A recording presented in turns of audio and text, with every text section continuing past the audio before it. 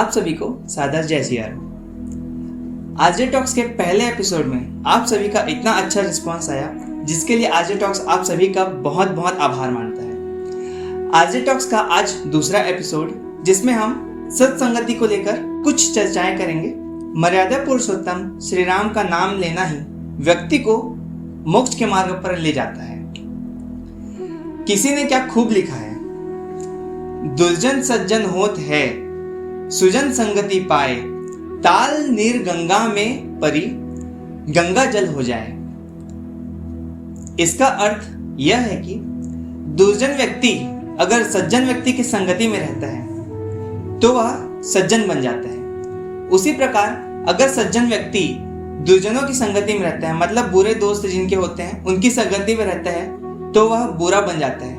मानस में इसी पर एक बहुत ही बढ़िया चौपाई तुलसीदास जी ने लिखी है। बिनु सत्संग विवेक न होई, राम कृपा बिन सुलभ न सोई, सट सुधरहि सत्संगति पाई, पारस परस सुघात सुहाई। इस चौपाई का अर्थ यह है कि जिस प्रकार पारस का पत्थर होता है, पारस के पत्थर को अगर हम लोहे से स्पर्श करवाते हैं तो वह लोहा सोना बन जाता है। उसी प्रकार दुर्जन व्यक्ति अगर सज्जन व्यक्ति के साथ रहता है, उसके साथ समय बिताता है, तो वह खुद सज्जन व्यक्ति बन जाता है। तुलसीदास जी की इस चौपाई को हम कुछ उदाहरणों से समझने का प्रयास करते हैं। जैसे कि कक्षा 12वीं के बाद, क्लास 12 के बाद कुछ बच्चे अपने घर को छोड़कर बाहर किसी बड़े शहर में पढ़ाई करने जाते हैं। तो उस बीच किसी किसी की संगति अच्छे लोगों से, किसी की संगति बुरे लोगों से। बुरे लोग मतलब कोई इंसान बुरा नहीं है, कुछ आदतें उनकी बुरी होती हैं, तो संगति ही उनके बुरी आदतों का कारण बनता है। बुरे कहने का अर्थ नशा पानी या कुछ बुरी आदतें हो सकते हैं। जैसा कि आरजे टॉक्स के आप पहले एपिसोड पर जाएंगे तो श्री नितेश पाठक जी ने इस बारे में कुछ चर्चाएं की थी कि उन्होंने अपने एरिया के बारे में बताया था कि बच्चों में धूम्रपान और नशा पत्ती के पदार्थ का ग्रहण करना बहुत ही बढ़ गया है। इसे हम संगति से जोड़ सकते हैं, क्योंकि संगति ही इन बुरी आदतों का कारण है।